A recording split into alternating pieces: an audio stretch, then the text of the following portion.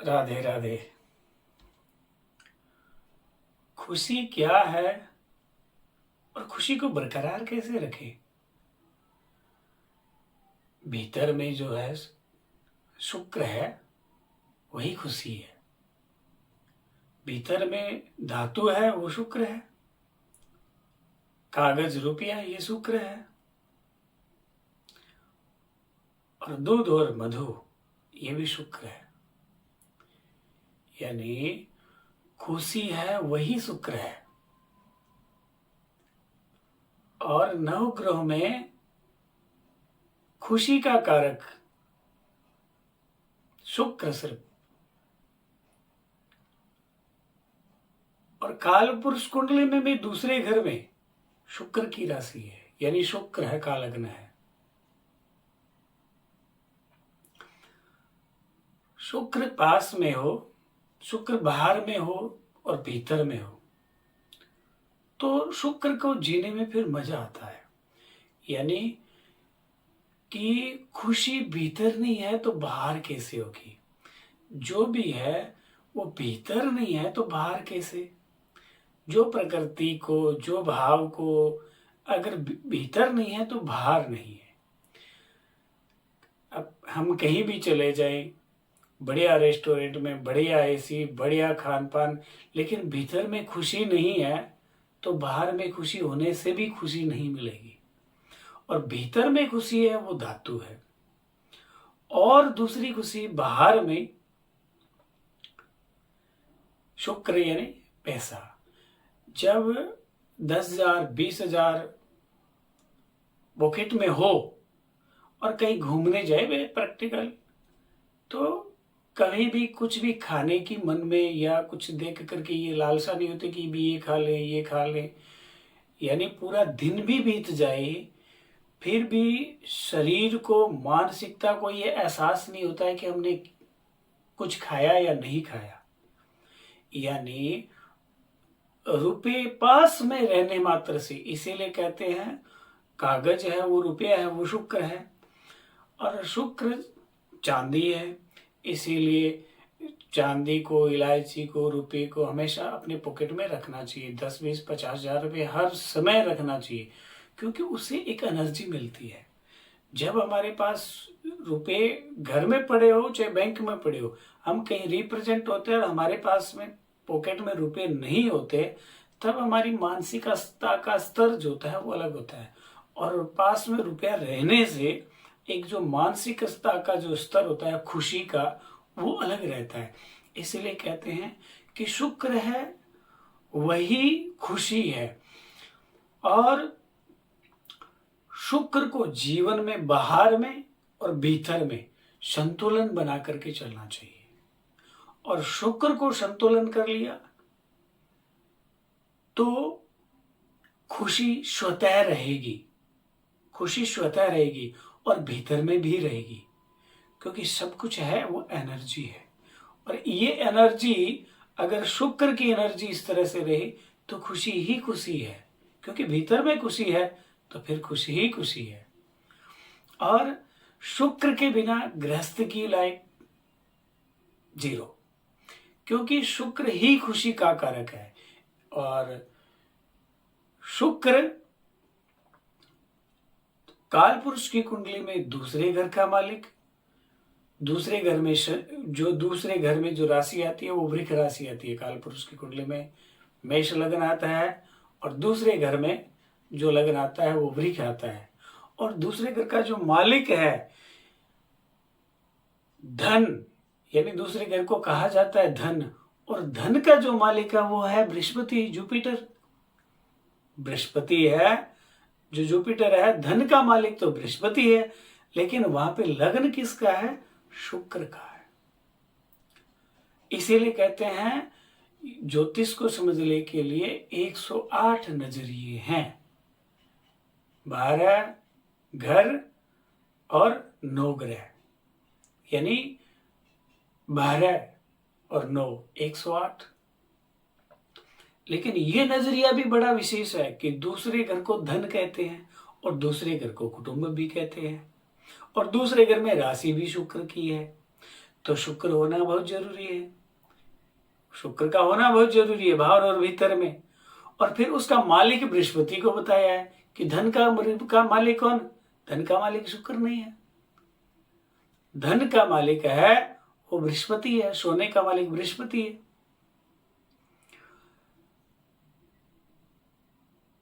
इसलिए यानी बृहस्पति का जो अस्तित्व है वो द्वादश घर से है, यानी कालपुरुष की कुंडली में 12वें घर में आती है। तो यानी धन का और खर्च का कॉन्सेप्ट देखिए, तो जीवन में यानी बृहस्पति के लिए कहा है, बृहस्पति है वो जीवन में संतुलन बनाता है और 12वें घर से मोक्ष प्रदान करता है।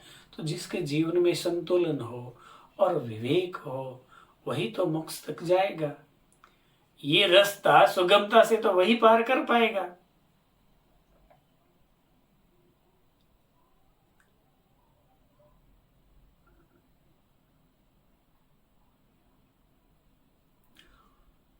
जो वेदों के अनुसार हम अपने आप को, मानवता को, प्रकृति को भली भांति समझ सकते हैं। वेद और ज्योतिष इन दो के माध्यम से, इन दो का सहारा लेकर के कहते हैं आधार भूता जगतस्त्वमेका, यानी हर चीज को आधार चाहिए, हर एक चीज का आधार है। और ये अगर आधार जीवन में ले लिए जाए और इसका सदुपयोग हो जाए, क्योंकि इसी में हर क्यों का उत्तर है। मानव को, इंसान को जीवन में हर क्यों का उत्तर चाहिए, ये ऐसा क्यों, ये क्यों, हर क्यों का ब्रेन को, दिमाग को क्यों का उत्तर मिल जाए, जवाब का, सवाल का जवाब मिल जाए, यही तो चाहत है। और ये सवाल का जवाब मिल गया, क्यों का उत्तर मिल गया तो सब ठीक है, सब ठीक है। अभी यहाँ धूप आ रही है, गर्मी है तो बड़ी बेचैनी होगी, लेकिन कारण रीजन पता चल जाए क्यों है तो बस ठीक है, हाँ ये इस रीजन से है। तो इसीलिए पंचम यानी बुद्धि को, और बुद्धि को ही रिप्रेजेंट करने वाला इष्ट है, और इष्ट है वो संतुलन बनाता है। देखिए मकर लग्न में पंचम क्या है? मकर, कुंभ, मीन, मेष, वृक यानी तुला राशि, वृक यानी शुक्र की राशि। और शनि के मंत्र में क्या लिखा गया? अगर मकर लग्न है तो शनि हो गया, शनि के लग्न में क्या लिखा गया? शनि का जो मंत्र है वो क्या है?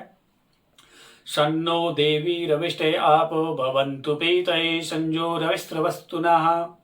सम 9 देवी, सम्मान जो 9 देवियां हैं, रविष्ट है यानी अभिष्ट कामना, आप है यानी जल या, और भवन्तु यानी तुम या आप जिस शब्द को संबोधन करते हैं संस्कृत में भगवान शब्द का प्रयोग है।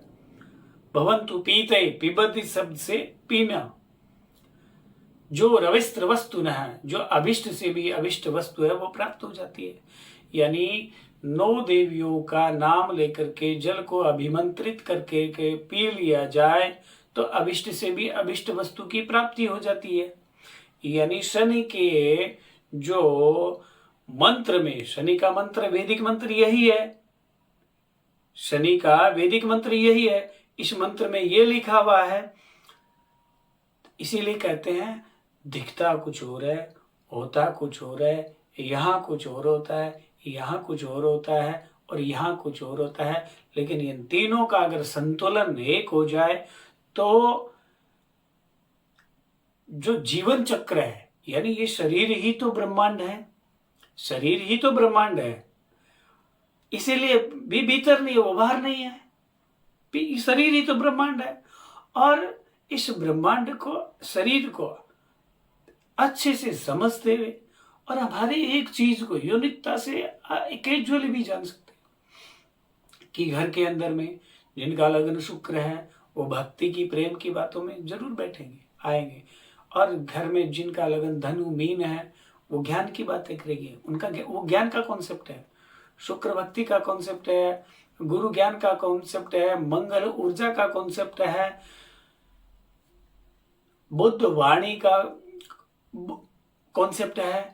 यानी हम लगन को जान जाए, यानी घर परिवार में या जो भी है, हम अपनी नजरिए में, अपनी दुनिया में जहां तक जरूरी है विशेष कर वहां तक ये चीज जान जाए तो हमें ये पता चल जाएगा ये इस इंसान की प्रकृति इस तरह की है तो ये इस तरह के विचार रखेगा, इस तरह का इसका रिप्रेजेंटेशन होगा, और इस तरह के कार्य में आगे आएगा, इस तरह के कार्य में नहीं आगे आएगा, इस तरह के कार्य में खुशी जाहिर करेगा। अब गुरु होगा वह ज्ञान देना शुरू कर देगा, लेकिन उसको श्रेष्ठ नॉलेज मिले, ज्ञान लेना भी शुरू करेगा। लेकिन भक्ति के लिए, शुक्र के लिए ये नहीं है। तो घर में भी जिनका लग्न शुक्र है, तो ये अगर हम इसके बारे में समझ जाए कि बच्चे क्यों नहीं आ रहे हैं, पूजा पाठ में नहीं कर रहे हैं, इसका मतलब उनका ज्ञान यानी शुक्र जो भक्ति वाला ही चीज है, अगर वो है तो वो भक्ति वाला कॉन्सेप्ट होगा घर में तो आ जाएंगे। और वही ऊर्जा का कॉन्सेप्ट है, मेहनत का, काम का, कि ये ऊर्जा से, शरीर से, बलिष्ठता से काम करना है, तो वहां पे बुद्ध आना नहीं चाहेगा। क्यों नहीं आना चाहिए? कि बुद्ध मेहनत नहीं करना चाहता। तो ये चीजें हम अच्छे से समझ जाए तो हम एक आलीशान नजरिए से, एक श्रेष्ठ नजरिए से अपने जीवन को जी सकते हैं, और परिवार में, घर में, व्यापार में शानदार जीवन, यानी अपना जो वर्चस्व है, अपनी जो खुशी है उसको बरकरार रख सकते हैं। क्योंकि शुक्र है वो भी ज्ञानी है और बृहस्पति है वो भी ज्ञानी है, और इन दो का ही कॉन्सेप्ट दूसरे घर में आता है। धन वही है और दूसरे घर को ही कुटुंब कहा गया, दूसरे घर को ही कुटुंब कहा गया है। माँ को चतुर्थ घर से देखते हैं, माँ के लिए बात करते हैं तो चंद्रमा से करते हैं, पिता के लिए 10वें घर से बात करते हैं लेकिन दसम से करते हैं, नाना मामा है उस 6ठे घर से देखते हैं, पति पत्नी को 7वें घर से देखते हैं, लेकिन फिर भी पूरा कुटुंब दूसरे घर से देखते हैं। ये नजरिया, पूरा धन, पूरा कुटुंब दूसरे घर से, तो ये दूसरा घर बड़ा ही महत्व है और मायने रखने वाला होता है। इसलिए इनको इस तरह से, इस नजरिए से जान करके संतुलन को बनाते हुए शुक्र को बाहर और भीतर में रखें, और बृहस्पति को यानी संतुलन में जो स्थिरता होती है, लयबद्धता होती है, वो जुपिटर ही दे सकता है। और हर चीज को वैक्यूम क्लीनर का काम करे, ब्रह्मांड को भी गैलेक्सी में कर रहा है तो यहां भी वैक्यूम क्लीनर का काम करता है, शरीर में भी। तो उस शब्दावली है, जो ओरा है उसकी, उनको क्रिया करने से, उनके शब्दों को बोलने से तो जुपिटर को भी बढ़िया से तैयार कर सकते हैं। जब संतुलन की जरूरत हो जुपिटर, लेकिन खुशी की जरूरत है और खुशी गृहस्थी को हर एक को चाहिए। तो खुशी है क्या? खुशी है शुक्र, और उसको बरकरार रखने के लिए क्या करें? भीतर में शुक्र को रिजर्व रखिए और बाहर में शुक्र यानी पॉकेट में चांदी का सिक्का, इलायची और रुपया, ये हर समय रखिए। 10, 20, 50 हजार रुपया हर समय रखिए।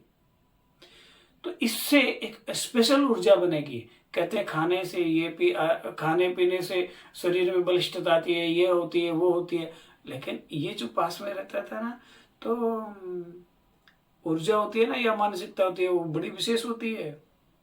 ये बहुत मायने रखने वाली बात है, क्योंकि शुक्र है ही वही ना, तो वो है तो अपना वो काम दिखाएगा, वो अपना काम दिखाएगा और वो अपना विवेक प्रदान करेगा और अपनी किरणें प्रदान करेगा।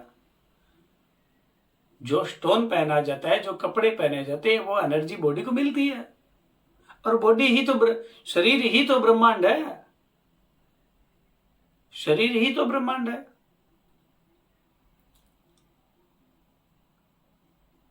तो बड़े ही सहजता से जानते हुए, और शुक्र को, यानी शुक्र ही खुशी है, शुक्र को बरकरार रखिए और खुशी हमेशा बरकरार रहेगी।